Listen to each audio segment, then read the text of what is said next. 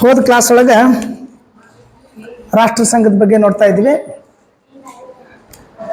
ರಾಷ್ಟ್ರ ಸಂಘದ ಗುರಿ ಮತ್ತು ಉದ್ದೇಶಗಳ ಬಗ್ಗೆ ನೋಡಿದ್ವಿ. ರಾಷ್ಟ್ರ ಸಂಘದ ಕೆಲಸ ಏನು ಮಾಡ್ತೈತಿ ಅನ್ನೋದನ್ನು ನೋಡಿದ್ವಿ. ಇನ್ನು ನೋಡಬೇಕಾಗಿದ್ದೇನು ಅಂತಂದರೆ, ರಾಷ್ಟ್ರ ಸಂಘ ತಾನು ಮಾಡುವಂಥ ಕೆಲಸಗಳನ್ನು ಯಾವ ರೀತಿಯಲ್ಲಿ ಮಾಡ್ತೈತಿ ಅನ್ನೋದನ್ನು, ಮತ್ತು ಅದರ ಅಂಗಸಂಸ್ಥೆಗಳನ್ನು ಮತ್ತು ಅದರ ಉಪಾಂಗಗಳನ್ನು ನೋಡಬೇಕಾಗಿದ್ದ. ರಾಷ್ಟ್ರ ಸಂಘದ ಅಂಗಗಳು ಅಂತ ಕರಿತೀವಿ.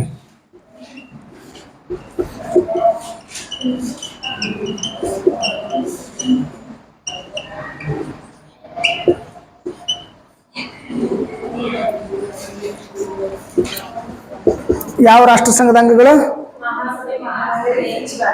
ಒಂದು ಮಹಾ ಸಭೆ, ಎರಡನೇದು ಮಹಾ ಮಂಡಳಿ,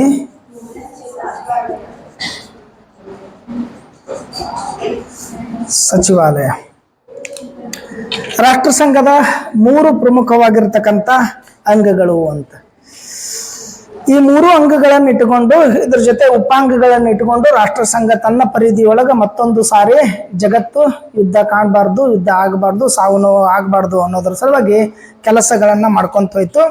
ಮುಖ್ಯವಾಗಿ ಮೊದಲನೇದು ನೋಡಬೇಕು ಅಂತಂದ್ರೆ, ಮೊದಲನೇದು ಮಹಾಸಭೆ ಅಂತ ಏನದಲ್ಲ, ಇದನ್ನ ವಿಶ್ವ ಪರಿಷತ್ತು ಅಂತ ಕರಿತಾ ಇದ್ರು. ವಿಶ್ವ ಪರಿಷತ್ ಅಂತಿದ್ರು, ಮಹಾಸಭೆನ ವಿಶ್ವ ಪರಿಷತ್ ಅಂತಿದ್ರು. ಇದರಲ್ಲಿ ಸದಸ್ಯ ರಾಷ್ಟ್ರಗಳು ಸಮಾನತೆ ತತ್ವದ ಅಡಿಯೊಳಗೆ ಸದಸ್ಯ ರಾಷ್ಟ್ರಗಳಿದ್ದು, ಎಲ್ಲರೂ ಸಮಾನರು ಅಂತಿಲ್ಲ, ಯಾರು ಮೇಲು ಕೀಳು ಅನ್ನೋದಿಲ್ಲ, ಇಲ್ಲಿ ಸಣ್ಣ ರಾಷ್ಟ್ರ ದೊಡ್ಡ ರಾಷ್ಟ್ರ ಅನ್ನೋದಿಲ್ಲ, ಎಲ್ಲರೂ ಸಮಾನತೆ ತತ್ವದ ಅಡಿಯೊಳಗೆ ಇಲ್ಲಿ ಸದಸ್ಯತ್ವವನ್ನು ಪಡ್ಕೊಂಡಂಥವ್ರು ಆಗಿದ್ರು. ಈ ಮಹಾಸಭೆಗೆ 3 ಜನ ಪ್ರತಿನಿಧಿಗಳನ್ನು ಪ್ರತಿಯೊಂದು ರಾಷ್ಟ್ರ ಕಳಿಸ್ಬೇಕಾಗಿತ್ತು. ಒಂದು ರಾಷ್ಟ್ರದ 3 ಜನ ಪ್ರತಿನಿಧಿಗಳನ್ನು ಕಳಿಸ್ಬೇಕು ಅಂತ. ಯಾವುದು? ಪ್ಯಾರಿಸ್ ಶಾಂತಿ ಸಮ್ಮೇಳನದೊಳಗೆ, ವರ್ಸೈಲ್ಸ್ ಒಪ್ಪಂದದೊಳಗೆ ಭಾಗವಹಿಸಿ ಸದಸ್ಯತ್ವವನ್ನು ಪಡ್ಕೊಂಡಿರ್ತಕ್ಕಂಥ ಪ್ರತಿ ರಾಷ್ಟ್ರದ 3 ಜನ ಪ್ರತಿನಿಧಿಗಳನ್ನು ಈ ಮಹಾಸಭೆಗೆ ಏನಪ್ಪಾ ಅಂದ್ರೆ ಸದಸ್ಯರು ಅಂತೇಳಿ ಕಳಿಸ್ಬೇಕು. ಬಟ್ 3 ಜನ ಪ್ರತಿನಿಧಿಗಳು ಒಂದು ರಾಷ್ಟ್ರದಿಂದ ಇರ್ತಿದ್ರು, ಆದರೆ 3 ಜನರು ಕೂರಿಸಿ ಒಂದು ರಾಷ್ಟ್ರಕ್ಕೆ ಒಂದೇ ಮತವನ್ನು ನೀಡುವಂಥ ಹಕ್ಕು ನೀಡಲಾಗಿದ್ರು. ಪ್ರತಿನಿಧಿಗಳು 3 ಜನ ಇರಲಿ, ಬಟ್ ಅವರಿಗೆ ಮತ ಹಾಕುವಂಥ ಹಕ್ಕು ಏನಿತ್ತು ಅಂದ್ರೆ ಒಂದೇ ಮತ ಹಾಕುವಂಥ ಹಕ್ಕು ನೀಡಿದ್ರು. ಈ ಮಹಾಸಭೆ ಪ್ರತಿ ವರ್ಷ ಸೆಪ್ಟೆಂಬರ್ ತಿಂಗಳದ ಮೊದಲನೇ ಸೋಮವಾರ ದಿನ, ಪ್ರತಿ ವರ್ಷ ಸೆಪ್ಟೆಂಬರ್ ತಿಂಗಳದ ಮೊದಲನೇ ಸೋಮವಾರ ದಿನ ಮಹಾಸಭೆದ ಅಧಿವೇಶನ ಅಥವಾ ಸಭೆ ಅಥವಾ ಸಮಾವೇಶ ನಡೀಬೇಕು ಅಂತ ನಿರ್ಧಾರ ಮಾಡಿದರು. ಪ್ರತಿ ವರ್ಷ ಸೆಪ್ಟೆಂಬರ್ ತಿಂಗಳದ ಮೊದಲನೇ ಸೋಮವಾರ ದಿನ ಏನಪ್ಪಾ ಅಂದ್ರೆ ವಿಶ್ವ ಶಾಂತಿಗಾಗಿ, ವಿಶ್ವದ ಭದ್ರತೆಗಾಗಿ, ಅದರ ವಿಷಯಗಳಿಗೆ ಸಂಬಂಧಪಟ್ಟಿರ್ತಕ್ಕಂಥದ್ದನ್ನು ಚರ್ಚೆ ಮಾಡೋದ್ರ ಸಲುವಾಗಿ, ಅದಕ್ಕೆ ಕ್ರಮಗಳನ್ನು ಕೈಗೊಳ್ಳೋದ್ರ ಸಲುವಾಗಿ ಏನಪ್ಪಾ ಅಂತಂದ್ರೆ ಒಂದು ಸಭೆಯನ್ನ ಮಾಡ್ತಿದ್ರು. ಆ ಸಭೆಯನ್ನ ಪ್ರತಿ ವರ್ಷ ಸೆಪ್ಟೆಂಬರ್ ತಿಂಗಳ ಮೊದಲ ಸೋಮವಾರದ ದಿನ ಇಡಬೇಕು ಅಂತ ನಿಗದಿ ಮಾಡಿದ್ರು. ಸೆಪ್ಟೆಂಬರ್ ತಿಂಗಳ ಮೊದಲ ಸೋಮವಾರ ದಿನ ಮಹಾಸಭೆಯದ್ದು ಸಭೆ ಆಗಬೇಕು ಅಂತ ಪ್ರತಿ ವರ್ಷ ಅಂತ ನಿಗದಿ ಮಾಡಿದ್ರು. ಈ ಪ್ರತಿ ವರ್ಷ ನಡೀತಕ್ಕಂಥ ಸಭೆ ಏನಿದೆಯಲ್ಲ, ಈ ಪ್ರತಿ ವರ್ಷ ನಡೀತಕ್ಕಂಥ ಸಭೆಗೆ ಪ್ರತಿ ವರ್ಷ ಒಬ್ಬರನ್ನ ಅಧ್ಯಕ್ಷರಂತ ನೇಮಕ ಮಾಡಬೇಕು. 12 ಜನ ಉಪಾಧ್ಯಕ್ಷರನ್ನ ನೇಮಕ ಮಾಡಬೇಕು. ಒಬ್ಬರನ್ನ ಅಧ್ಯಕ್ಷರು ಮತ್ತು 12 ಜನ ಉಪಾಧ್ಯಕ್ಷರು ಅಂತ ನೇಮಕ ಮಾಡಬೇಕು. ಆ ಒಬ್ಬ ಅಧ್ಯಕ್ಷ ಏನ್ ಮಾಡ್ಕೊಂತಾರಲ್ಲ, ಆ ಅಧ್ಯಕ್ಷ ಒಬ್ಬ ಯಾರಿರ್ಬೇಕಂದ್ರ ಮಹಾಮಂಡಳಿಯ ಸದಸ್ಯ ಅಲ್ಲದ, ಏನಿ ರಾಷ್ಟ್ರ ಸಂಘದ 2ನೇ ಅಂಗ ಮಹಾಮಂಡಳಿ ಐತಲ್ಲ, ಆ ಮಹಾಮಂಡಳಿಯ ಸದಸ್ಯ ಅಲ್ಲದ ಒಂದು ಸಣ್ಣ ರಾಷ್ಟ್ರದ ಒಬ್ಬ ವ್ಯಕ್ತಿಯನ್ನ ಮಹಾಸಭೆಯ ಅಧ್ಯಕ್ಷ ಅಂತ ನೇಮಕ ಮಾಡುವಂತ ಒಂದು ನಿಯಮ ಮಾಡಿದ್ರು. ಅವರೇ ಅಧ್ಯಕ್ಷ ಅಂತ ಆಗಿರ್ತಿದ್ರು ಅಂತ. ಈ ಮಹಾಸಭೆ ಒಂದೇ ಕೆಲಸ ಮಾಡ್ತಿರ್ಲಿಲ್ಲ, ಮಹಾಸಭೆ ಆಡಳಿತವನ್ನ ಸರಾಗವಾಗಿ ನಡೆಸ್ಕೊಂಡು ಹೋಗ್ಬೇಕು ಅಂತೇಳಿ ಒಂದಿಷ್ಟು ಸ್ಥಾಯಿ ಸಮಿತಿಗಳನ್ನ ಮಾಡ್ಕೊಂಡಿದ್ರು. ಮಹಾಸಭೆ ಏನೈತಲ್ಲ, ಇದನ್ನ ಸ್ಥಾಯಿ ಸಮಿತಿ ಅಂತಿದ್ದು. ಇದ್ರೊಳಗ 6 ಸ್ಥಾಯಿ ಸಮಿತಿ ಇದ್ದು. 6 ಸ್ಥಾಯಿ ಸಮಿತಿಗಳು ಏನಪ್ಪಾ ಅಂದ್ರೆ 6 ಸ್ಥಾಯಿ ಸಮಿತಿಗಳು ಮಹಾಸಭೆದೊಳಗಿದ್ದು. ಅಂದ್ರೆ ಮಹಾಸಭೆ ಒಂದೇ ಕೆಲಸ ಮಾಡಕ್ಕಾಗಂಗಿಲ್ಲ, ಅದರ ಉಪಸಮಿತಿಗಳು, ಅದರಲ್ಲಿ ಇರ್ತಕ್ಕಂಥ ಬೇರೆ ಬೇರೆ ಅಧಿಕಾರವನ್ನ ಅಥವಾ ಬೇರೆ ಬೇರೆ ಕೆಲಸಗಳನ್ನ ಮಾಡ್ತಕ್ಕಂಥ ಸ್ಥಾಯಿ ಸಮಿತಿಗಳಿದ್ದು. 6 ಸ್ಥಾಯಿ ಸಮಿತಿಯೊಳಗೆ ಮೊದಲನೇದ್ದು ಸಂವಿಧಾನಾತ್ಮಕ ಮತ್ತು ಶಾಸನೀಯ ಸಮಸ್ಯೆಗಳು. ಸಂವಿಧಾನಾತ್ಮಕ ಮತ್ತು ಶಾಸನೀಯ ಸಮಸ್ಯೆಗಳ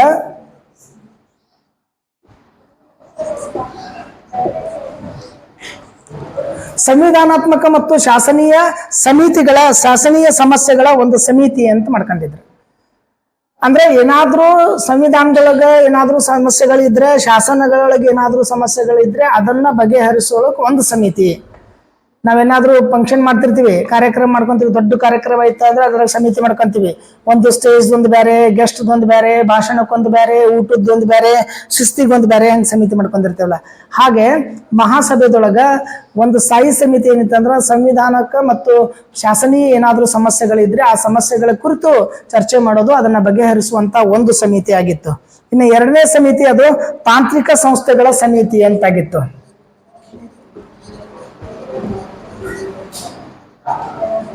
ತಾಂತ್ರಿಕ ಸಂಸ್ಥೆಗಳ ಸಮಿತಿ. ತಾಂತ್ರಿಕ ಸಂಸ್ಥೆಗಳ ಸಮಿತಿ ಅಂದ್ರೆ ತಾಂತ್ರಿಕವಾಗಿ ಏನಾದ್ರೂ ಕೆಲಸಗಳಿದ್ದು ಅಂತಂದ್ರೆ ಅದನ್ನ ನೋಡಿಕೊಳ್ಳುವಂತ ಒಂದು ಸಮಿತಿ ಅಂತಾಗಿತ್ತು. ಇದು ಎರಡನೇ ಸಮಿತಿ. ಇನ್ನು ಮೂರನೇ ಸಮಿತಿ ಇತ್ತು ಶಸ್ತ್ರಾಸ್ತ್ರಗಳ ಇಲಾಖಾ ಸಮಿತಿ ಅಂತ.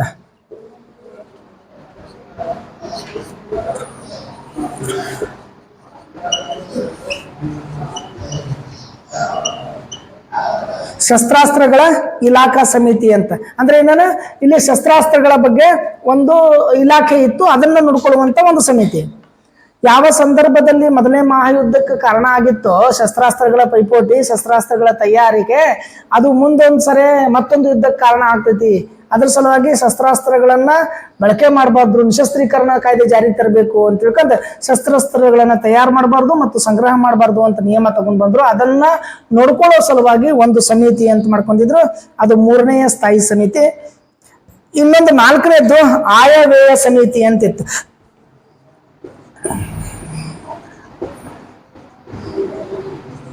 ಆಯವ್ಯಯ ಸಮಿತಿ ಅಂತಿತ್ತು.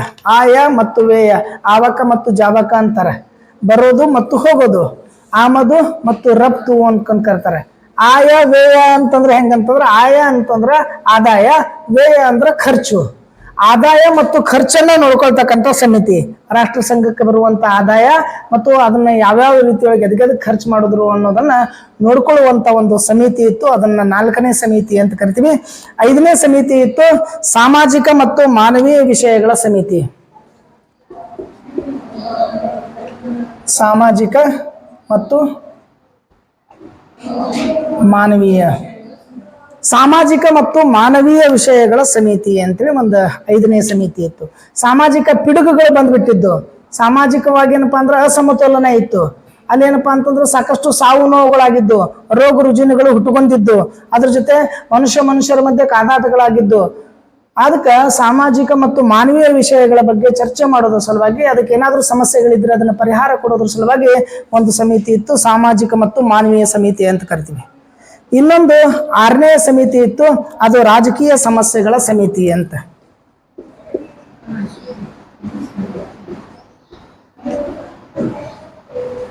ರಾಜಕೀಯದ ಏನಾದ್ರೂ ಬಿಕ್ಕಟ್ಟುಗಳಿದ್ರೆ, ಮೊದಲನೇ ಮಹಾಯುದ್ಧಕ್ಕೆ ರಾಜಕೀಯ ಬಿಕ್ಕಟ್ಟುಗಳಿಗೆ ಕಾರಣ ರಾಷ್ಟ್ರಗಳ ಮಧ್ಯೆ ಗಡಿ ಸಮಸ್ಯೆಗಳಿದ್ದು, ರಾಷ್ಟ್ರಗಳ ಮಧ್ಯೆ ಏನಪ್ಪಾ ಅಂದ್ರೆ ಪೈಪೋಟಿಗಳಿದ್ದು. ಹೀಗಾಗಿ ಏನಪ್ಪಾ ಅಂತಂದ್ರೆ ರಾಜಕೀಯವಾಗಿ ಏನಾದ್ರೂ ಸಮಸ್ಯೆಗಳಿದ್ರೆ ಆ ಸಮಸ್ಯೆಗಳನ್ನ ಬಗೆಹರಿಸೋದು, ಆ ಸಮಸ್ಯೆಗಳಿಗೆ ಪರಿಹಾರ ಕಂಡುಹಿಡಿಯೋದು, ಆ ಸಮಸ್ಯೆಗಳ ಕುರಿತು ಚರ್ಚೆ ಮಾಡೋದಕ್ಕೆ ಒಂದು ಸಮಿತಿ ಇತ್ತು. ಹೀಗಾಗಿ ಮಹಾಸಭೆ ತಾನು ಕೆಲಸ ಮಾಡಬೇಕು ಅಂತಂದ್ರೆ ಆ ಕೆಲಸಗಳನ್ನ ಸರಾಗವಾಗಿ ನೋಡ್ಕೊಂಡು ಹೋಗೋದ್ರ ಸಲುವಾಗಿ, ಅದು ಪರಿಪೂರ್ಣ ಆಗೋದ್ರ ಸಲುವಾಗಿ ಈ 6 ಸ್ಥಾಯಿ ಸಮಿತಿಗಳನ್ನ ಇಟ್ಕೊಂಡಿತ್ತು. ಈ ಮೂರು 6 ಸ್ಥಾಯಿ ಸಮಿತಿಗಳು ಇದ್ದು. 6 ಸ್ಥಾಯಿ ಸಮಿತಿ ಜೊತೆ ಇದ್ಕೊಂಡು ಕೆಲಸ ಮಾಡ್ತಿತ್ತು. ನವೆಂಬರ್ 15, 1920 ಮೊದಲನೆಯ ಮಹಾಸಭೆಯ ಅಧಿವೇಶನ ನಡೀತೈತಿ. ಆ ಮೊದಲನೆಯ ಮಹಾಸಭೆಯ ಅಧಿವೇಶನದೊಳಗೆ 42 ರಾಷ್ಟ್ರಗಳು ಭಾಗವಹಿಸಿರ್ತಾವ. ಮಹಾಸಭೆ ಅಂತ ನಿರ್ಣಯ ಆಗಿರ್ತೈತಿ.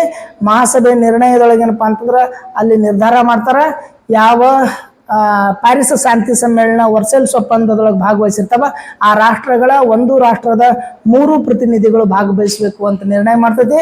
ಒಬ್ಬರಿಗೆ 1 ಮತ ನೀಡುವಂತ ಅಧಿಕಾರ ಕೊಡ್ತೈತಿ. ಆ ಅದರೊಳಗೆ ಏನಪ್ಪಾ ಅಂತಂದ್ರೆ ಒಬ್ಬರ ಅಧ್ಯಕ್ಷರನ್ನ 12 ಜನ ಉಪಾಧ್ಯಕ್ಷರನ್ನ ನೇಮಕ ಮಾಡ್ಕೊಳ್ಬೇಕಂತ ನಿಯಮ ಮಾಡ್ಕೊತೈತಿ.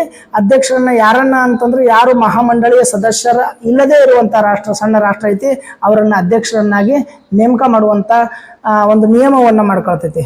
ಆ ನಿಯಮದ ಜೊತೆ ಏನಪ್ಪಾ ಅಂದ್ರೆ ಮಹಾಸಭೆದ ಒಂದು ಅಧಿವೇಶನ ಆಗ್ತೈತಿ ನವೆಂಬರ್ 15, 1920. ಆ ನವೆಂಬರ್ 15, 1920 ಮೊದಲ ಮಹಾಸಭೆಯ ಅಧಿವೇಶನ ಅಂತ ಕರೀತಾರೆ ಅದಕ್ಕೆ. ಅದರೊಳಗೆ 42 ರಾಷ್ಟ್ರಗಳು ಭಾಗವಹಿಸಿರ್ತಾವ. 42 ರಾಷ್ಟ್ರಗಳು ಭಾಗವಹಿಸಿರ್ತಾವ. ಒಂದು ರಾಷ್ಟ್ರದ 3 ಜನ ಪ್ರತಿನಿಧಿಗಳು ಅಲ್ಲಿರ್ತಾರೆ. ಹಾಗಾದ್ರೆ ಇಷ್ಟೆಲ್ಲ ಮಹಾಸಭೆ ಎಲ್ಲ ನಿಯಮಗಳನ್ನ ಮಾಡಿಕೊಂಡು ಅಧ್ಯಕ್ಷರನ್ನ, ಉಪಾಧ್ಯಕ್ಷರನ್ನ, ಸದಸ್ಯ ರಾಷ್ಟ್ರಗಳನ್ನ ಇಟ್ಕೊಂಡು ಒಂದು ಅಧಿವೇಶನ ಮಾಡಿ, ಒಂದು ಸಭೆ ಮಾಡಿ, ಆ ಸಭೆ ಮಾಡಿದ್ಮೇಲೆ ಆ ಸಭೆಯಲ್ಲಿ ಆಗಿರ್ತಕ್ಕಂಥ ನಿರ್ಣಯಗಳ ಮೇಲೆ ಏನು ಕೆಲಸ ಮಾಡ್ತೈತಿ ಅಂತ ನಿರ್ಣಯ ಕೈಗೊಂಡ್ರು ಅಂದ್ರೆ ಮಹಾಸಭೆದ ಕೆಲಸ ಏನು ಅಂತ. ಅದಕ್ಕೆ ನಾವೇನಪ್ಪ ಅಂದ್ರೆ ಮಹಾಸಭೆಯ ಕಾರ್ಯಗಳು ಅಂತ ಕರಿತೀವಿ. ಮಹಾಸಭೆ ಏನು ಕೆಲಸ ಮಾಡ್ತದ?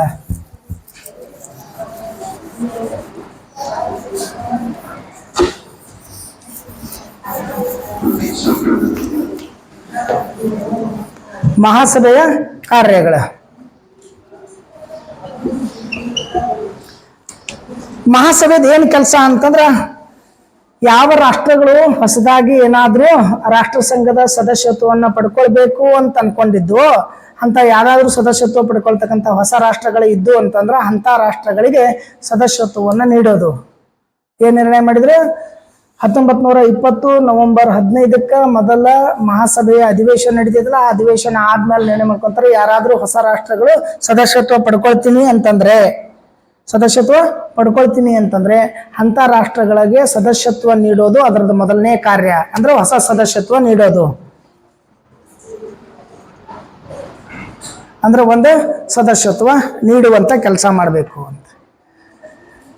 ಅದಷ್ಟೇ ಅಲ್ಲ, ಅದ್ರ ಜೊತೆ ಮಹಾಸಭೆ ಕೆಲಸ ಏನು ಅಂತಂದ್ರ ಮಹಾ ಕಾರ್ಯದರ್ಶಿಯನ್ನ ನೇಮಕ ಮಾಡೋದು. ಮಹಾ ಕಾರ್ಯದರ್ಶಿಯನ್ನ ನೇಮಕ ಮಾಡೋದು. ಇಲ್ಲಿ ತನಕ ಏನಾಗಿತ್ತು ಅಂದ್ರ ಮಹಾಸಭೆ ಒಳಗ ಅಧ್ಯಕ್ಷ ಮತ್ತು ಉಪಾಧ್ಯಕ್ಷರನ್ನ ನೇಮಕ ಮಾಡಿದ್ರು, ಪ್ರತಿನಿಧಿಗಳ ಭಾಗವಹಿಸಿದ್ರು. ಬಟ್ ಏನಪ್ಪಾ ಅಂತಂದ್ರೆ ಮಹಾಸಭೆಗಳ ಕೆಲಸ ಏನ್ ಮಾಡ್ಬೇಕು ಅಂದ್ರೆ ಮಹಾ ಕಾರ್ಯದರ್ಶಿಯನ್ನ ನೇಮಕ ಮಾಡ್ತಕ್ಕಂಥ ಕೆಲಸ ಮಾಡ್ಬೇಕು. ಅದಷ್ಟೇ ಅಲ್ಲ, ಇನ್ನೊಂದು ಕೆಲಸ ಏನು ಅಂದ್ರೆ ಅಂತಾರಾಷ್ಟ್ರೀಯ ನ್ಯಾಯಾಧೀಶರನ್ನ ನೇಮಕ ಮಾಡಬೇಕು ಅಂತ.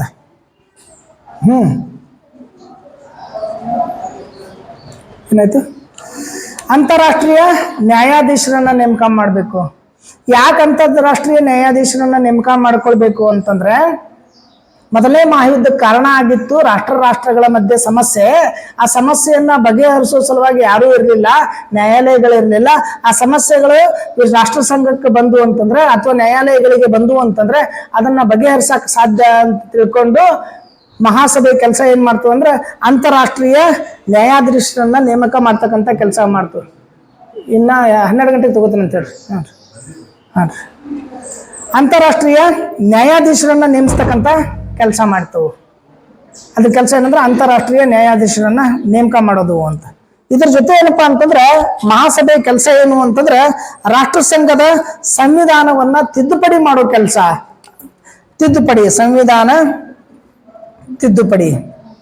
ಸಂವಿಧಾನದ ತಿದ್ದುಪಡಿ ಕೆಲಸ ಮಾಡ್ತದ ಅಂತ. ಮಹಾಸಭೆ ಸಂವಿಧಾನದ ತಿದ್ದುಪಡಿ ಕೆಲಸ ಮಾಡಬೇಕು ಅಂತ. ಅದ್ರದ್ದು 4000 ಪದಗಳ 26 ವಿಧಿಗಳದ್ದೇನು ಕರಡು ತಯಾರು ಮಾಡ್ಕೊಂಡಿದ್ರಲ್ಲ, ಅದ್ರಾಗ ಏನಾದ್ರೂ ತಿದ್ದುಪಡಿ ಮಾಡ್ಕೊಳ್ಳಿದ್ದು ಅಂತಂದ್ರೆ ಅದ್ರ ಕೆಲಸ ಯಾರ್ದು ಅಂತಂದ್ರೆ ಮಹಾಸಭೆದು. ತಿದ್ದುಪಡಿ ಮಾಡೋ ಕೆಲಸ ಮಹಾಸಭೆದು, ಅದು ಅದ್ರ ಕೆಲಸ ಆಗಿತ್ತು ಅಂತ. ಇದ್ರ ಜೊತೆ ಮಹಾಸಭೆದ ಕೆಲಸ ಏನು ಅಂತಂದ್ರೆ ವಾರ್ಷಿಕವಾಗಿರ್ತಕ್ಕಂತಹ ಆಯವ್ಯಯದ ಕುರಿತು ತೀರ್ಮಾನ ಮಾಡೋದು. ಒಂದು ವರ್ಷಕ್ಕೆ ಎಷ್ಟು ಸಂಪತ್ತು ಬರೋ ಸಾಧ್ಯತೆ ಐತಿ ಬರ್ತೈತಿ, ಅದನ್ನ ಯಾವ್ದಾವ್ದಕ್ಕೆ ಎಷ್ಟೆಷ್ಟು ಖರ್ಚು ಮಾಡಬೇಕು ಅಂತೇಳಿ ಆಯವ್ಯಯ ಸಂಬಂಧಪಟ್ಟಿರ್ತಕ್ಕಂಥ ತೀರ್ಮಾನಗಳನ್ನ ಕೈಗೊಳ್ಳೋದು. ವಾರ್ಷಿಕ ವರದಿ ಅಂತ ತಯಾರು ಮಾಡ್ಕೊಂತಾರೆ. ಒಂದು ವರ್ಷಕ್ಕೆ ಏನ್ ಮಾಡ್ತೀರಿ ಅಂತ ಕೇಳ್ತಾರೆ.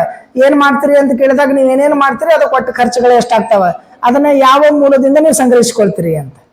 ರಾಷ್ಟ್ರ ಸಂಘಕ್ಕೆ ಆದಾಯ ಬರ್ತೈತಿ ಎಷ್ಟು, ಅದನ್ನ ಒಂದು ವರ್ಷಕ್ಕೆ ಮಿನಿಮಮ್ ಆದಾಯ ಎಷ್ಟು ಬರ್ತೈತಿ, ಅದನ್ನ ಯಾವ್ದಾವ್ದಕ್ಕೆ ಎಷ್ಟು ಖರ್ಚು ಮಾಡಬೇಕು ಅನ್ನೋದನ್ನ ತೀರ್ಮಾನ ಮಾಡೋದು ಮಹಾಸಭೆಯ ಕೆಲಸ ಆಗಿತ್ತು ಅಂತ. ಇನ್ನೊಂದೇನು ಅಂತಂದ್ರೆ ಅಂತಾರಾಷ್ಟ್ರೀಯ ಸಂಸ್ಥೆಗಳೇನಿದಾವಲ್ಲ, ತಾಂತ್ರಿಕ ಸಂಸ್ಥೆಗಳು, ಆ ತಾಂತ್ರಿಕ ಸಂಸ್ಥೆಗಳಿಗೆ ಮೇಲ್ವಿಚಾರಣೆಯನ್ನ ಮಾಡೋದು. ತಾಂತ್ರಿಕ ಸಂಸ್ಥೆಗಳ ಮೇಲ್ವಿಚಾರಣೆ ಮಾಡೋದು ಸಹ ಮಹಾಸಭೆಯ ಕೆಲಸ ಆಗಿತ್ತು. ಇನ್ನೊಂದು ಮುಖ್ಯವಾಗಿರ್ತಕ್ಕಂಥ ಅದ್ರ ಕಾರ್ಯ ಏನು ಅಂತಂದ್ರೆ, ವಿಶ್ವದ ಶಾಂತಿಗಾಗಿ ಏನಾದರೂ ಮಾರಕ ಆಗುವಂತ ಏನಾದರೂ ರಾಜಕೀಯ ಬಿಕ್ಕಟ್ಟುಗಳಿದ್ರೆ ವಿಶ್ವದ ಶಾಂತಿಗಾಗಿ, ನಮ್ಮ ಶಾಂತಿಗಾಗಿ ಅಲ್ಲ, ರಾಷ್ಟ್ರದ ಶಾಂತಿಗಾಗಿ ಅಲ್ಲ, ಸಣ್ಣ ಪುಟ್ಟು ಜಗಳದ ಹೇಳ್ತಿಲ್ಲ ಅವರು ವಿಶ್ವದ ಶಾಂತಿಗೆ ಮಾರಕವಾಗುವಂತ ಯಾವುದಾದ್ರೂ ಸಮಸ್ಯೆಗಳು ಇದ್ರೆ ಅಂತ ಸಮಸ್ಯೆಗಳನ್ನ, ಅಥವಾ ಆರ್ಥಿಕ ಬಿಕ್ಕಟ್ಟುಗಳಿದ್ರೆ ಅಂತ ಬಿಕ್ಕಟ್ಟುಗಳನ್ನ ಬಗೆಹರಿಸೋದು, ಅದರ ಬಗ್ಗೆ ಚರ್ಚಿಸೋದು ಮಹಾಸಭೆಯ ಕೆಲಸ ಆಗಿತ್ತು ಅಂತ. ಅಂತಾರಾಷ್ಟ್ರೀಯ ರಾಜಕೀಯ ಏನಾದರೂ ಸಮಸ್ಯೆಗಳಿದ್ರೆ ಅಂತಾರಾಷ್ಟ್ರೀಯ ಮಟ್ಟಕ್ಕೆ, ಅದು ಅಂತಾರಾಷ್ಟ್ರಕ್ಕೆ ಇಡೀ ಜಗತ್ತಿಗೆ ಅದು ಸುತ್ತುಕೊಳ್ಬಾರ್ದು ಅಂತ, ಅಂಥದ್ದೇನಾದ್ರೂ ರಾಜಕೀಯ ಸಮಸ್ಯೆಗಳಿದ್ರೆ, ಆರ್ಥಿಕ ಬಿಕ್ಕಟ್ಟುಗಳಿದ್ರೆ ಅದನ್ನ ಮಹಾಸಭೆ ಏನಪ್ಪಾ ಅಂದ್ರೆ ಚರ್ಚಿಸುವಂತ ಕೆಲಸ ಮಾಡ್ತಾ ಇತ್ತು. ಇನ್ನ ಮಹಾಸಮಿತಿ ಏನೈತಲ್ಲ, ಮಹಾಸಮಿತಿ ಸದಸ್ಯರನ್ನ ಒಪ್ಪಿಗೆ ಪಡ್ಕೋಬೇಕು, ಒಪ್ಪಿಗೆ ಪಡ್ಕೊಂಡು ರಾಷ್ಟ್ರ ಸಂಘದ ಪ್ರಣಾಳಿಕೆಯನ್ನ ತಿದ್ದುಪಡಿ ಮಾಡೋದು ಅಂತ.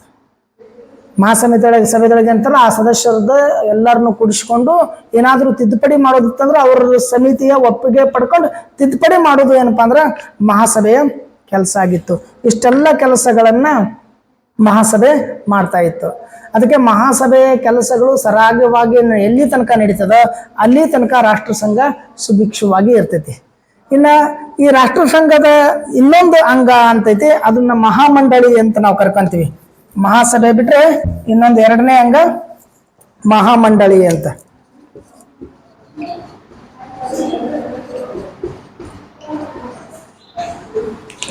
ಎರಡನೇ ಅಂಗ ಮಹಾಮಂಡಳಿ. ಒಂದನೇದು ಮಹಾಸಭೆ ಏನೈತಲ್ಲ, ಆ ಮಹಾಸಭೆಗೆ ವಿಶ್ವ ಪರಿಷತ್ ಅಂತ ಕರಿತಾ ಇದ್ರು. ಮಹಾಸಭೆಗೆ ವಿಶ್ವ ಪರಿಷತ್ತು ಅಂತ ಕರಿತಾ ಇದ್ರು, ಮಹಾಮಂಡಳಿಗೆ ವಿಶ್ವ ಕಾರ್ಯಾಂಗ ಅಂತ ಕರಿತಾ ಇದ್ರು.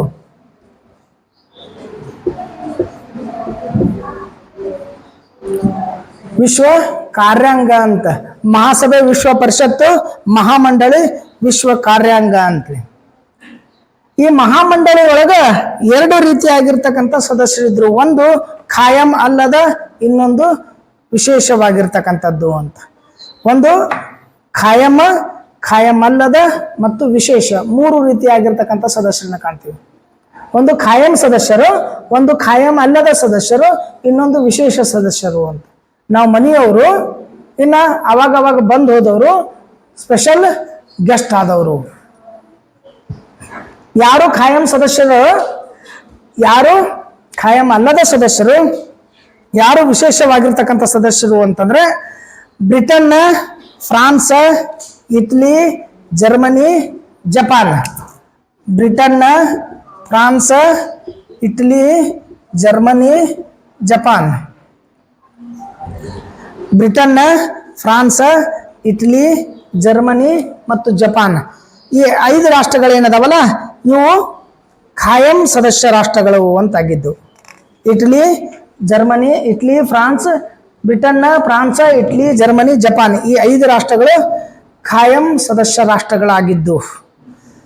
ಒಂದು ವಿಶೇಷ ಏನು ಅಂತಂದ್ರೆ, ಮೊದಲೇ ಮಹಾಯುದ್ಧದ ಯಶಸ್ವಿಗೆ ಕಾರಣ ಆಗಿರ್ತಕ್ಕಂಥ ಅಮೆರಿಕಕ್ಕ ಖಾಯಂ ಸದಸ್ಯತ್ವ ಪಡ್ಕೊಳ್ಳುವಂತ ಅವಕಾಶಗಳಿದ್ದು, ಆದ್ರೆ ವಿಪರ್ಯಾಸ ಅಂತಂದ್ರೆ ಅಮೆರಿಕ ಖಾಯಂ ಸದಸ್ಯತ್ವವನ್ನು ಪಡ್ಕೊಳ್ಳೋದಿಲ್ಲ. ಅಮೆರಿಕ ರಾಷ್ಟ್ರ ಸಂಘದ ಖಾಯಂ ಸದಸ್ಯತ್ವವನ್ನು ಪಡ್ಕೊಳ್ಳೋದಿಲ್ಲ, ಅದು ಸದಸ್ಯತ್ವನೂ ಪಡ್ಕೊಳ್ಳಂಗಿಲ್ಲ, ಖಾಯಂನು ಪಡ್ಕೊಳ್ಳಂಗಿಲ್ಲ, ಸದಸ್ಯತ್ವನು ಪಡ್ಕೊಳ್ಳಂಗಿಲ್ಲ. ಯಾಕೆ ಅನ್ನುವಂತ ಪ್ರಶ್ನೆ ಅಂತಂದ್ರೆ, ಅಮೆರಿಕ ವ್ಯಾಪಾರದವನ್ನ ನೆಚ್ಕೊಂಡಿರ್ತಕ್ಕಂಥ ರಾಷ್ಟ್ರ. ಅದರ ಮೂಲ ಅಂತಂದ್ರೆ ವ್ಯಾಪಾರ ಆಗಿತ್ತೆ.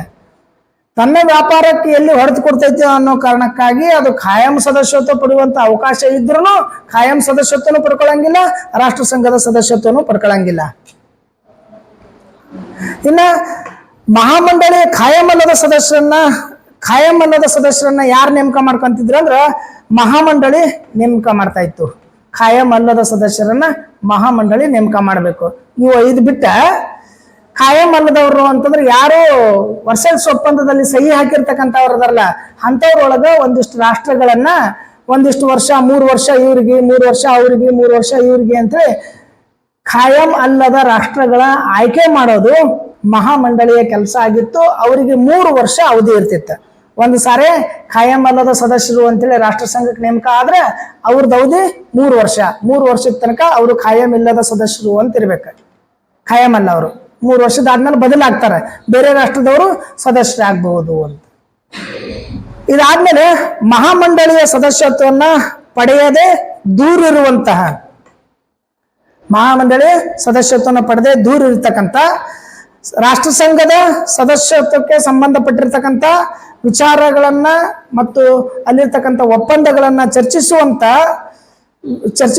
ಚರ್ಚಿಸುವ ಸಲುವಾಗಿ ಒಬ್ಬ ವಿಶೇಷವಾಗಿರ್ತಕ್ಕಂಥ ಪ್ರತಿನಿಧಿಯನ್ನ ಆಮಂತ್ರಣ ಮಾಡ್ತಾ ಇದ್ರು.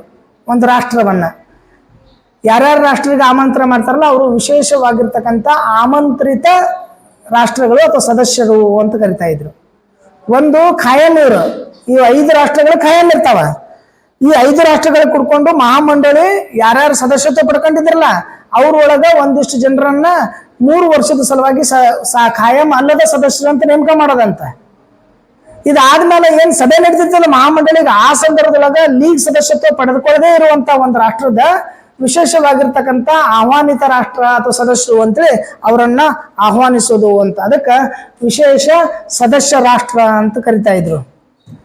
ಇದೆಲ್ಲ ಕಾರ್ಯಕಲಾಪಗಳು ಖಾಯಮಲ್ಲದ ಮತ್ತು ವಿಶೇಷ ಸದಸ್ಯ ರಾಷ್ಟ್ರಗಳ ಜೊತೆನೇನಪ್ಪಾ ಅಂತಂದ್ರೆ ನಡೀತಾ ಇದ್ದು. ಇಷ್ಟೆಲ್ಲ ಸದಸ್ಯರನ್ನ ಹೊಂದಿರುವಂತಹ ರಾಷ್ಟ್ರ ಸಂಘದ ಮಹಾಮಂಡಳಿ ಏನ್ ಕೆಲಸ ಮಾಡ್ತಿತ್ತು ಅಂತಂದ್ರ ಸಾಮಾನ್ಯ ಸಭೆಯ ಕಾರ್ಯಕಲಾಪಗಳನ್ನ ಜಾರಿ ಮಾಡೋದು,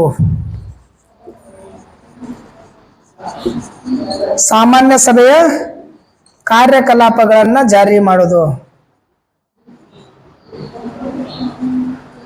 ಸಾಮಾನ್ಯ ಸಭೆಯ ಕಾರ್ಯಕಲಾಪಗಳನ್ನ ಜಾರಿ ಮಾಡೋದು ಮಹಾಮಂಡಳಿಯ ಕೆಲಸ. ಅಂದ್ರೆ ಒಂದು ಸಭೆ ಮಾಡ್ತೀವಿ, ಒಂದು ಮೀಟಿಂಗ್ ಮಾಡ್ತೀವಿ ಅಂತಂದ್ರೆ ಆ ಸಭೆಯ ಮೀಟಿಂಗ್ದ ಎಲ್ಲಾ ಕೆಲಸಗಳನ್ನ ನೋಡ್ಕೊಳ್ಳೋದು ಯಾರ್ದು? ಮಹಾಮಂಡಳಿಯ ಕೆಲಸ ಆಗಿತ್ತು ಅಂತ. ರಾಷ್ಟ್ರಗಳ ನಡುವಿನ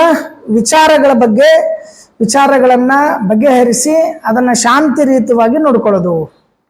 ರಾಷ್ಟ್ರಗಳ ಬಗ್ಗೆ ಏನಾದ್ರೂ ವಿಚಾರಗಳಿದ್ದು ಅಂತಂದ್ರೆ, ಸಮಸ್ಯೆಗಳಿದ್ರೆ ಅದನ್ನ ಶಾಂತಿ ರೀತಿಯಾಗಿ ಬಗೆಹರಿಸಬೇಕು, ಅಲ್ಲಿ ಶಾಂತಿಯನ್ನ ನೆಲೆಸುವಂಗ ಮಾಡಬೇಕು. ಅದು ಮಹಾಮಂಡಳಿಯ ಕೆಲಸ ಆಗಿತ್ತು. ವಿಶ್ವ ಶಾಂತಿಗೆ ಸಂಬಂಧಿಸಿರ್ತಕ್ಕಂಥ ಮತ್ತು ಭದ್ರತೆಗೆ ಸಂಬಂಧಿಸಿರ್ತಕ್ಕಂಥ ವಿಷಯಗಳ ಬಗ್ಗೆ ತೀರ್ಮಾನ ಮಾಡೋದು, ವಿಶ್ವದ ಶಾಂತಿಗಾಗಿ ವಿಶ್ವದ ಭದ್ರತೆಗಾಗಿ ಮಹಾಮಂಡಳಿ ತೀರ್ಮಾನಗಳನ್ನ ಕೈಗೊಳ್ಳೋದು ಅದರ ಕೆಲಸ ಆಗಿತ್ತು ಅಂತ. ಇದ್ರ ಜೊತೆ ಮಹಾಮಂಡಳಿ ಕೆಲಸ ಏನು ಅಂತಂದ್ರೆ, ರಾಷ್ಟ್ರ ಸಂಘದ ಪ್ರಧಾನ ಕಾರ್ಯದರ್ಶಿ ನೇಮಕ ಏನ್ ಮಾಡಿರ್ತೈತಲ್ಲ ಆ ನೇಮಕವನ್ನ ದೃಢೀಕರಿಸೋದು. ಮಹಾಸಭೆ ಏನಿತ್ತು, ಮಹಾಸಭೆ ರಾಷ್ಟ್ರ ಸಂಘದ ಪ್ರಧಾನ ಕಾರ್ಯದರ್ಶಿಯನ್ನ ನೇಮಕ ಮಾಡ್ತಿತ್ತ. ಮಹಾಸಭೆ ಕೆಲಸ ನೇಮಕ ಮಾಡೋದು. ಮಹಾಸಭೆ ನೇಮಕ ಮಾಡಿರ್ತಕ್ಕಂತಹ ಪ್ರಧಾನ ಕಾರ್ಯದರ್ಶಿಗೆ ಅನುಮೋದನೆ ಕೊಡ್ಬೇಕಲ್ಲ, ದೃಢೀಕರಣ ಮಾಡ್ಬೇಕಲ್ಲ. ನೀವು ಬರೇ ಲೆಟರ್ ಬರೆದ್ರಿ, ಮಾಸ್ ಕಾರ್ಡ್ ನಿಮ್ಮದೇ ಐತಿ ಅನ್ನೋದಕ್ಕೆ ದೃಢೀಕರಣ ಮಾಡ್ಬೇಕಲ್ಲ. ರಾಷ್ಟ್ರ ಸಂಘದ ಪ್ರಧಾನ ಕಾರ್ಯದರ್ಶಿ ಅಂತ ನೇಮಕ ಮಾಡಿದ್ದಕ್ಕೆ ದೃಢೀಕರಣ ಮಾಡುವಂತ ಕೆಲಸ ಏನೈತಲ್ಲ ಅದನ್ನ ರಾಷ್ಟ್ರ ಸಂಘದ ಮಹಾಮಂಡಳಿ ಮಾಡ್ತಾ ಇತ್ತು. ಅದಕ್ಕೆ ಮೊಹರ್ ಹಾಕೋದು ಅಂತ ಹೇಳ್ತಾರೆ, ಮುದ್ರೆ ಒತ್ತೋದು ಅಂತ ಹೇಳ್ಕೊತಾರೆ, ಅದಕ್ಕೆ ಅನುಮೋದನೆ ಕೊಡೋದು ಅಂತ ಕರೀತಾರೆ. ಅದನ್ನ ಮಹಾಮಂಡಳಿ ಕೆಲಸ ಮಾಡ್ತಾ ಇತ್ತು. ಅದ್ರ ಜೊತೆ ಮಹಾಮಂಡಳಿ ಕೆಲಸ ಏನು ಅಂತಂದ್ರೆ, ಶಸ್ತ್ರಾಸ್ತ್ರಗಳನ್ನ ತಯಾರು ಮಾಡೋದು ಮತ್ತು ಅದನ್ನ ಬಳಕೆ ಮಾಡೋದ್ರ ಕುರಿತು ಏನಪ್ಪಾ ಅಂದ್ರೆ ನಿಯಮಗಳನ್ನ ಪಾಲಿಸೋದು. ಯಾವಾಗ ಮೊದಲನೇ ಮಹಾಯುದ್ಧ ಆದ್ಮೇಲೆ ಪ್ಯಾರಿಸ್ ಶಾಂತಿ ಸಮ್ಮೇಳನ ಮತ್ತು ವರ್ಸೈಲ್ಸ್ ಒಪ್ಪಂದಗಳ ಕರಾರುಗಳನ್ನ ಹಾಕಿದ್ರೆ, ಇನ್ಮೇಲೆ ಏನಪ್ಪಾ ಅಂತಂದ್ರೆ ರಾಷ್ಟ್ರಗಳು ಯುದ್ಧ ಆಗಕ್ ಮುಖ್ಯ ಕಾರಣ ಅಂತಂದ್ರೆ ರಾಷ್ಟ್ರಗಳಲ್ಲಿರ್ತಕ್ಕಂಥ ಶಸ್ತ್ರಾಸ್ತ್ರಗಳ ಪೈಪೋಟಿನೇ ಕಾರಣ ಅಂತ ಹೇಳಿದ್ರೆ, ಆ ಶಸ್ತ್ರಾಸ್ತ್ರಗಳ ಪೈಪೋಟಿ ಕಾರಣದಿಂದನೇ ಏನಪ್ಪಾ ಅಂದ್ರೆ ಯುದ್ಧ ಆಗಿತ್ತು, ಇಷ್ಟೆಲ್ಲ ಸಾವು ನೋವುಗಳು ಆಗ್ಯಾವ. ಅದ್ರ ಸಲುವಾಗಿ ಶಸ್ತ್ರಾಸ್ತ್ರಗಳ ನಿಷೇಧ ಮಾಡ್ಬೇಕು, ತಯಾರು ಮಾಡಬಾರ್ದು, ಬಳಕೆನೂ ಮಾಡಬಾರ್ದು ಅಂತ ನಿರ್ಬಂಧ ಹಾಕಿದ್ರು. ಅದ್ರ ಬಗ್ಗೆ ತೀರ್ಮಾನಗಳನ್ನ ಕೈಗೊಳ್ಳೋದು, ಅದನ್ನ ತಡೆಗಟ್ಟುವ ಕೆಲಸ ಏನಪ್ಪಾ ಅಂದ್ರೆ ಮಹಾಮಂಡಳಿದಾಗಿತ್ತು ಅಂತ.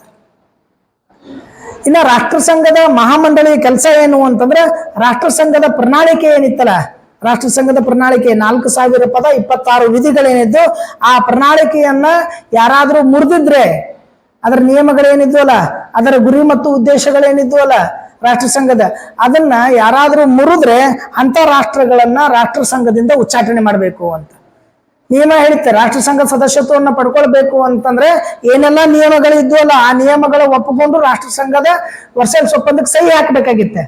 ಆ ಸಹಿ ಹಾಕಿ ರಾಷ್ಟ್ರ ಸಂಘದ ಸದಸ್ಯತ್ವವನ್ನು ಪಡೆದಿರ್ತಕ್ಕಂಥ ರಾಷ್ಟ್ರಗಳು ಒಂದು ವೇಳೆ ರಾಷ್ಟ್ರ ಸಂಘದ ನಿಯಮಗಳನ್ನ ಅಥವಾ ಕರಡನ್ನ ಪಾಲಿಸದೆ ಮುರಿದಿದ್ರೆ ಅಂತ ರಾಷ್ಟ್ರಗಳನ್ನೇನಪ್ಪಾ ಅಂದ್ರೆ ಉಚ್ಚಾಟನೆ ಮಾಡೋದು ಮಹಾಮಂಡಳಿಯ ಕೆಲಸ ಆಗಿತ್ತು ಅಂತ. ಇದ್ರ ಜೊತೆ ರಾಷ್ಟ್ರ ಸಂಘದ ಇನ್ನೊಂದು ಕೆಲಸ ಏನು ಅಂತಂದ್ರೆ ಸಚಿವಾಲಯದ ಕಾರ್ಯಗಳನ್ನ ಪರಿಶೀಲನೆ ಮಾಡೋದು ಮತ್ತು ಅದಕ್ಕೆ ಮಾರ್ಗದರ್ಶನ ನೀಡೋದು.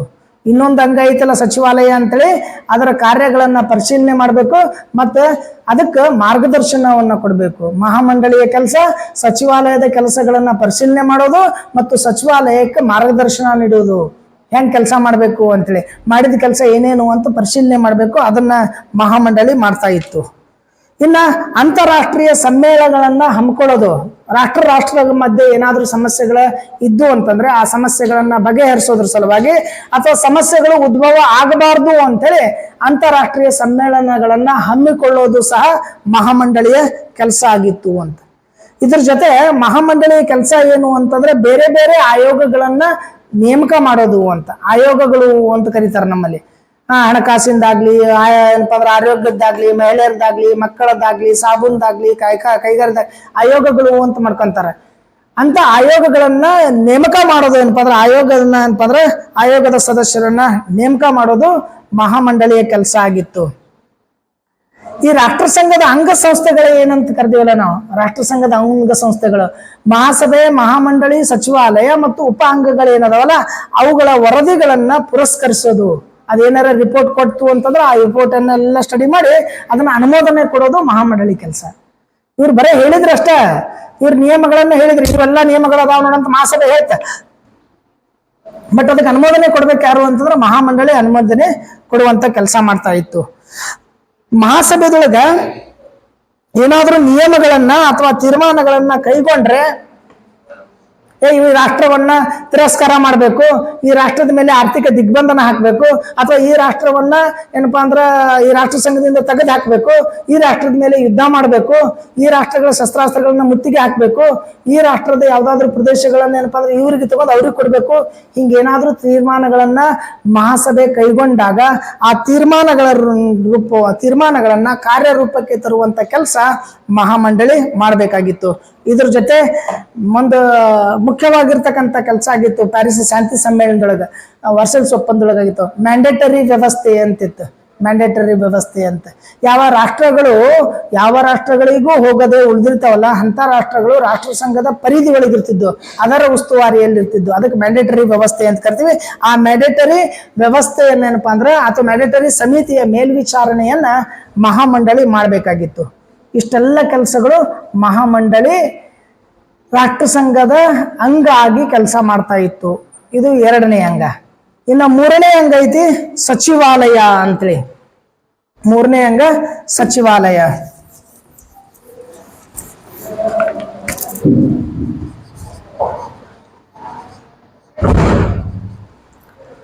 ಮೂರನೇ ಅಂಗ ಸಚಿವಾಲಯ. ಒಂದು ಮಹಾಸಭೆನ ವಿಶ್ವ ಪರಿಷತ್ತು, ಮಹಾಮಂಡಳಿಯನ್ನ ವಿಶ್ವ ಕಾರ್ಯಾಂಗ, ಈ ಸಚಿವಾಲಯವನ್ನ ರಾಷ್ಟ್ರ ಸಂಘದ ಖಾಯಂ ಅಂಗ ಅಂತ ಕರಿತಾ ಇದ್ರು. ಖಾಯಂ ಅಂಗ. ರಾಷ್ಟ್ರ ಸಂಘ ಇದ್ದ ಇದು ಖಾಯಂ, ಒಟ್ಟ ಏನಿಲ್ಲ. ಮಹಾಮಂಡಳಿ, ಮಹಾಸದಸ್ಯರು ಎಲ್ಲರೂ ಬದಲಾಗ್ತಾರೆ, ಬಟ್ ಸಚಿವಾಲಯ ಇಲ್ಲ. ಮಿನಿಸ್ಟರ್ ಬದಲಾಗ್ತಾರೆ, ಬಟ್ ಮಿನಿಸ್ಟ್ರೇಟ್ ಬದಲಾಗಂಗಿಲ್ಲ. ಸಚಿವಾಲಯ ಬದಲಾಗಂಗಿಲ್ಲ. ಸಚಿವಾಲಯ ಎಲ್ಲೇ ಇರ್ತೈತಿ. ಸಚಿವಾಲಯದಾಗ ಇರ್ತಕ್ಕಂಥ ಕೆಲಸ ಮಾಡೋರು ಇರ್ತಾರೆ, ಸಚಿವರು ಅಷ್ಟೇ ಬದಲಾಗ್ತಾರೆ. ಹಂಗ ಈ ಸಚಿವಾಲಯ ಅನ್ನೋದೇನಿತ್ತಂದ್ರೆ ರಾಷ್ಟ್ರ ಸಂಘದ ಆಡಳಿತ ಜವಾಬ್ದಾರಿಯನ್ನ ಹೊತ್ತುಕೊಂಡು ದಿನನಿತ್ಯದ ವ್ಯವಹಾರಗಳನ್ನೇನಿತ್ತಲ್ಲ ಅದನ್ನ ನೋಡ್ಕೊಳ್ತಾ ಇತ್ತು. ರಾಷ್ಟ್ರ ಸಂಘದ ದಿನನಿತ್ಯದ ವ್ಯವಹಾರಗಳನ್ನ ನೋಡ್ಕೊಳ್ಳೋದೇ ಸಚಿವಾಲಯ ಅಂತ ನಾವ್ ಹೇಳ್ತೀವಿ. ರಾಜ್ಯದೊಳಗ, ಕೇಂದ್ರದೊಳಗ ಸಚಿವಾಲಯಗಳಂತ ಇರ್ತಾವ. ಯಾರ್ಯಾರು ಸಚಿವರು ಇರ್ತಲ್ಲ ಅವರು ಸಚಿವರು ಇರ್ಲಿ ಬಿಡ್ಲಿ, ಆ ಏನೇನು ಯಾವ್ಯಾವ ಇಲಾಖೆಗಳು ಇರ್ತಾವಲ್ಲ, ಕೃಷಿ ಇಲಾಖೆ, ನೀರಾವರಿ ಇಲಾಖೆ, ಹಣಕಾಸು ಇಲಾಖೆ, ಯಾವ ಅದಾವಲ್ಲ ಎಲ್ಲ ಇಲಾಖೆಗಳ ಕೆಲಸ ಆ ಸಚಿವಾಲಯ ಮಾಡ್ತಿರ್ತೈತಿ. ದಿನನಿತ್ಯದ ರಾಷ್ಟ್ರ ಸಂಘದ ದಿನನಿತ್ಯದ ಎಲ್ಲ ವ್ಯವಹಾರಗಳನ್ನ ನೋಡ್ಕೊಳ್ತಕ್ಕಂಥ ಕೆಲಸ ಮಾಡೋದು ಯಾವುದು ಅಂದ್ರೆ ಸಚಿವಾಲಯ ಅಂತೇಳಿ. ರಾಷ್ಟ್ರ ಸಂಘದ ಮಹಾಮಂಡಳಿಯ ಶಿಫಾರಸನ್ನ ಇಟ್ಟುಕೊಂಡು ಮಹಾ ಕಾರ್ಯದರ್ಶಿ ಏನು ಸಭೆಯನ್ನ ಕರೆದಿರ್ತಾನೋ ಆ ಸಭೆಯನ್ನ ಕರೆದ ಮೇಲೆ ಆ ಸಭೆಯ ಮೂಲಕ ಏನಪ್ಪಾ ಅಂತಂದ್ರೆ ಎಲ್ಲ ಕೆಲಸಗಳನ್ನ ನೋಡ್ಕೊಂಡು ಹೋಗೋದು ಮಹಾಮಂಡಳಿಯ ಕೆಲಸ. ಸಚಿವಾಲಯದ ಕೆಲಸ ಯಾವುದು? ರಾಷ್ಟ್ರ ಸಂಘದ ಮಹಾಮಂಡಳಿಯ ಶಿಫಾರಸುಗಳ ಮೇಲೆ ಕಾರ್ಯದರ್ಶಿ ಏನೇನು ನಿರ್ಣಯಗಳನ್ನ ಕೈಗೊಳ್ತಿರ್ತಾರೋ, ಸಭೆಯನ್ನ ಕರೆದಿರ್ತಾನೋ ಆ ಸಭೆಯ ಎಲ್ಲ ಕೆಲಸಗಳನ್ನ ಮಾಡೋದು ಸಚಿವಾಲಯದ ಕೆಲಸ. ನಾವೇನಂತಂದ್ರೆ ಅಧಿವೇಶನ ಅಂತ ಕರೀತಾರೆ. ಅಧಿವೇಶನ ಅಂತ ಕರೆಯೋರು ಯಾರು? ಸಭಾಪತಿನ, ಮುಖ್ಯಮಂತ್ರಿನೋ ಯಾರು ಕರೀತಾರೆ ಸರ್ ಅಧಿವೇಶನ ಕರೆಯೋರು? ಅಧಿವೇಶನ ಇಡೋರು. ಅವಾಗ ಅಧಿವೇಶನ ಕರೆದಾಗ ಏನಪ್ಪಾ ಅಂದ್ರೆ ಎಲ್ಲಿ ಯಾನ್ ಅಧಿವೇಶನ ಏನೇನ್ ಮಾಡ್ಬೇಕು ಅದ್ರೆಲ್ಲ ತಯಾರಿಕೆ ಅದ್ರೆಲ್ಲ ಕೆಲಸ ಮಾಡೋದು ಯಾವುದು ಅಂದ್ರೆ ಸಚಿವಾಲಯ ಅದನ್ನ ಮಾಡ್ತದ ಅಂತ. ಹಾಗಾಗಿ ಮಹಾಕಾರ್ಯದರ್ಶಿ ಏನಪ್ಪಾ ಅಂತಂದ್ರೆ ಮೂಲಕ ನೇಮಕಗೊಂಡಿರ್ತಕ್ಕಂಥ ಈ ಎಲ್ಲ ಮಂಡಳಿಯ ಕೆಲಸಗಳನ್ನ, ಮಹಾಸಭೆದು ಮಹಾಮಂಡಳಿದ ಎಲ್ಲ ಕೆಲಸಗಳನ್ನ ಮಾಡೋದು, ರಾಷ್ಟ್ರ ಸಂಘದ ಎಲ್ಲ ಕೆಲಸ ಮಾಡೋದು ಸಚಿವಾಲಯ ಆಗಿತ್ತು ಅಂತ. ಈ ಸಚಿವಾಲಯದೊಳಗ 700 ಜನ ಅಂತಾರಾಷ್ಟ್ರೀಯ ಅಧಿಕಾರಿಗಳಿದ್ರು ಅಂತ. ಸಚಿವಾಲಯದೊಳಗ 700 ಜನ ಅಂತಾರಾಷ್ಟ್ರೀಯ ಅಧಿಕಾರಿಗಳಿದ್ರು. 700 ಜನ ಅಂದ್ರೆ ಬೇರೆ ಬೇರೆ ರಾಷ್ಟ್ರದ ಅಧಿಕಾರಿಗಳು, ಒಂದೇ ರಾಷ್ಟ್ರದ್ದಲ್ಲ. ಯಾಕಂದ್ರೆ ರಾಷ್ಟ್ರ ಸಂಘ ಒಂದೇ ರಾಷ್ಟ್ರಕ್ಕೆ ಸಂಬಂಧಪಟ್ಟಿದ್ದಲ್ಲ. ಯಾಕಂದ್ರೆ ಸದಸ್ಯತ್ವ ಪಡ್ಕೊಂಡಿರ್ತಕ್ಕಂಥ ಬಹುತೇಕ 105 ರಾಷ್ಟ್ರಗಳ ಸದಸ್ಯತ್ವ ಪಡ್ಕೊಂಡಿದ್ದು, 105 ರಾಷ್ಟ್ರಗಳ ಅಧಿಕಾರಿಗಳು ಕೆಲಸ ಮಾಡ್ತಕ್ಕಂಥವ್ರು ಸಚಿವಾಲಯದೊಳಗಿದ್ರು. ಮಹಾಕಾರ್ಯದರ್ಶಿ ಮತ್ತು ಅವನ 4 ಜನ ಸಹಾಯಕರು ಇದ್ರು. ಅದ್ರ ಜೊತೆ ಮಹಾಕಾರ್ಯದರ್ಶಿನಿದ್ದ, ಅದ್ರ 4 ಜನ ಅವನ ಸಹಾಯಕರು ಇದ್ರು. 700 ಜನ ಬಿಟ್ಟು ಮಹಾಕಾರ್ಯದರ್ಶಿ ಇದ್ರು, ಅವನಿಗೆ ಸಹಾಯಕ ಮಾಡ್ತಕ್ಕಂಥ 4 ಜನ ಇದ್ರು. ಇದೊಂದು ಬೃಹತ್ ರಾಷ್ಟ್ರ ಅಂತ ಅನ್ಸ್ಕೊಂತಿತ್ತು ಸಚಿವಾಲಯನ. ಅಂದ್ರೆ ಎಲ್ಲ ಸುಮಾರು 700 ಜನ ಕೆಲಸ ಮಾಡುವಂತ ಎಲ್ಲ ರಾಷ್ಟ್ರದ ಪ್ರತಿನಿಧಿ ಏನಪ್ಪ ಕೆಲಸಗಾರರಿದ್ರು. ಅದ್ರ ಜೊತೆ ಕಾರ್ಯದರ್ಶಿನೂ ಇದ್ದ, ಅದ್ರ ಜೊತೆ ಕಾರ್ಯದರ್ಶಿ 4 ಸಹಾಯಕರು ಸಚಿವಾಲಯದೊಳಗಿದ್ರು. ಮೊದಲ ಕಾರ್ಯದರ್ಶಿ ಯಾರು ಅಂತಂದ್ರೆ ರಾಷ್ಟ್ರ ಸಂಘದ ಸರ್ ಎರಿಕ್ ಡ್ರೊಮಾಂಡ್. ಸರ್ ಎರಿಕ್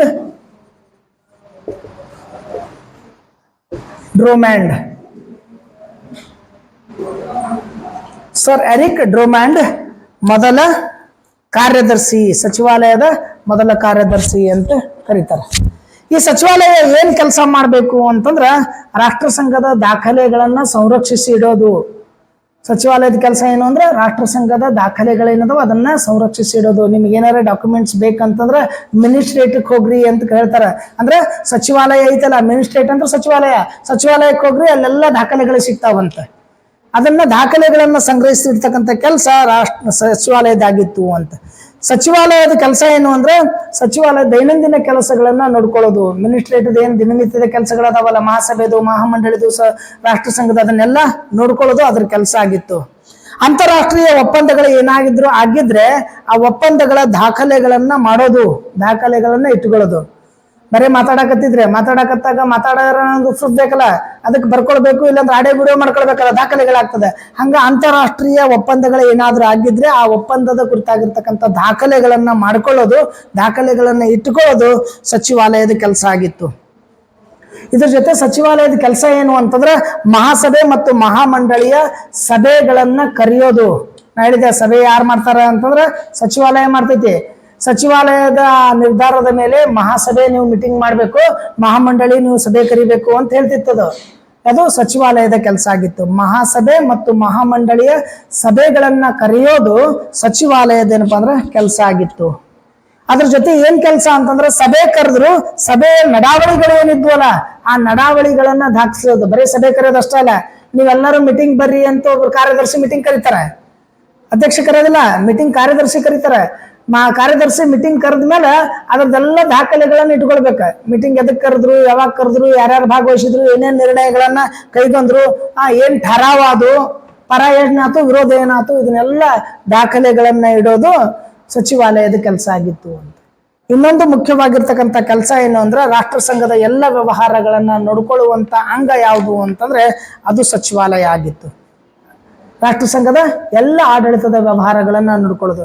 ಈಗ 3 ಅಂಗಗಳು ಮುಖ್ಯವಾಗಿ, ಒಂದು ಮಹಾಸಭೆ, ಮಹಾಮಂಡಳಿ ಮತ್ತು ಸಚಿವಾಲಯ ಅಂತ 3 ಅಂಗಗಳು ರಾಷ್ಟ್ರ ಸಂಘ ಇದ್ದು, ಈ 3 ಅಂಗಗಳನ್ನ ಅಷ್ಟೇ ಇಟ್ಟುಕೊಂಡು ರಾಷ್ಟ್ರ ಸಂಘ ಕೆಲಸ ಮಾಡಲಿಲ್ಲ. ಈ 3 ಅಂಗಗಳ ಜೊತೆ ಅಂತಾರಾಷ್ಟ್ರೀಯ ನ್ಯಾಯಾಲಯ ಅಂತ ಒಂದು ಉಪ ಅಂಗ ಇತ್ತು, ಅಂತಾರಾಷ್ಟ್ರೀಯ ನ್ಯಾಯಾಲಯ ಅಂತ ಉಪ ಅಂಗ ಇತ್ತು, ಅಂತಾರಾಷ್ಟ್ರೀಯ ಕಾರ್ಮಿಕ ಸಂಸ್ಥೆ ಅಂತೇಳಿ ಒಂದು ಉಪ ಅಂಗ ಇತ್ತು, ಮ್ಯಾಂಡೇಟ್ ಸಮಿತಿ ಅಂತ ಉಪ ಅಂಗ ಇತ್ತು, ತಾಂತ್ರಿಕ ಸಮಿತಿ ಅಂತೇಳಿ ಉಪ ಅಂಗಗಳು ಇದ್ದು. ಒಂದು ಅಂತಾರಾಷ್ಟ್ರೀಯ ನ್ಯಾಯಾಲಯ, ಅಂತಾರಾಷ್ಟ್ರೀಯ ಕಾರ್ಮಿಕ ಸಂಸ್ಥೆ, ಮ್ಯಾಂಡೇಟರಿ ವ್ಯವಸ್ಥೆ ಮತ್ತು ತಾಂತ್ರಿಕ ಸಂಸ್ಥೆ ಅಂತೇಳಿ 4 ಉಪ ಅಂಗಗಳು ರಾಷ್ಟ್ರ ಸಂಘಕ್ಕೆ ಇದ್ದು. 3 ಅಂಗಗಳು 4 ಉಪ ಅಂಗಗಳು ಇಟ್ಕೊಂಡು ರಾಷ್ಟ್ರಸಂಘ ಕೆಲಸ ಮಾಡ್ತಾ ಇತ್ತು. ಈ 4 ಉಪ ಅಂಗಗಳು ಏನೇನಿದ್ದು ಅವು ಕೆಲಸಗಳನ್ನ ಏನೇನು ಮಾಡ್ತಿದ್ವು ಅನ್ನೋದು. ಇನ್ನು ಬಹಳ ಮುಖ್ಯವಾಗಿ ಈ 4 ಉಪ ಅಂಗಗಳು ಮತ್ತು ಮುಂದೆ ಯುಎನ್ದಾಗೂ ಬರ್ತಾವೆ. ಅಂತಾರಾಷ್ಟ್ರೀಯ ನ್ಯಾಯಾಲಯನೂ ಬರ್ತೈತಿ, ಅಂತಾರಾಷ್ಟ್ರೀಯ ಕಾರ್ಮಿಕ ಸಂಸ್ಥೆನೂ ಬರ್ತೈತಿ, ಅಲ್ಲಿ ಮ್ಯಾಂಡೇಟರಿ ವ್ಯವಸ್ಥೆ ಬರೋದಿಲ್ಲ, ತಾಂತ್ರಿಕ ಸಮಿತಿನೂ ಬರ್ತಾವ, ಇನ್ನು ಬೇರೆ ಬೇರೆ ಸಮಿತಿಗಳು ಹುಟ್ಟುಕೊಳ್ತಾವೆ ಅಲ್ಲಿ ವಿಶ್ವಸಂಸ್ಥೆದೊಳಗೆ. ಅಂದ್ರೆ ರಾಷ್ಟ್ರಸಂಘ ತನ್ನ 3 ಅಂಗಗಳನ್ನು ಹೊರತುಪಡಿಸಿ ಇನ್ನೂ 4 ಅಂಗಗಳ ಮೂಲಕ ಅಂತಾರಾಷ್ಟ್ರದ ಮಟ್ಟದ ಸಮಸ್ಯೆಗಳನ್ನು ಬಗೆಹರಿಸ್ತಕ್ಕಂಥ ಕೆಲಸ ಮಾಡ್ತು. ಈ 4 ಉಪ ಅಂಗಗಳು ಏನದಾವ ಮತ್ತು ಅದ್ರ ಕೆಲಸಗಳು ಏನು ಮಾಡ್ತಾವ ಅನ್ನೋದು, ಮತ್ತು ರಾಷ್ಟ್ರಸಂಘ ಈ ಅಂಗಗಳು ಮತ್ತು ಉಪ ಅಂಗಗಳು ಇಟ್ಕೊಂಡು ಏನು ಕಾರ್ಯ ಮಾಡ್ತು, ಏನು ಸಾಧನೆ ಮಾಡ್ತು, ಸಾಧಿಸ್ತು ಅನ್ನೋದನ್ನ ನೆಕ್ಸ್ಟ್ ಅವಧಿ ಒಳಗೆ ನೋಡಮಂತ.